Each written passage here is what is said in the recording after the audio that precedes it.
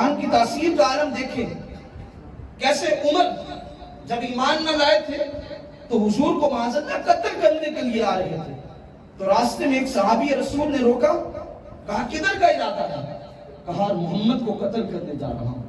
کہا پہلے جا کے اپنے گھر کی تو خبر لو۔ جب گھر پہ بہن کے دروازے پہ دستک دی تو اندر سے قرآن کی تلاوت کی آواز آ رہی تھی، دروازہ توڑ کے اندر گیا چلا، استاذ کو چھپا دیا بہن نے، اپنے بہنوئی کو مارا، بہن کو مارا۔ جب غصہ ٹھنڈا ہو گیا تو کہنے لگا ذرا مجھے قرآن تو سناؤ، تم پڑھ کے رہی تھی، چلو ذرا مجھے سناؤ تو صحیح۔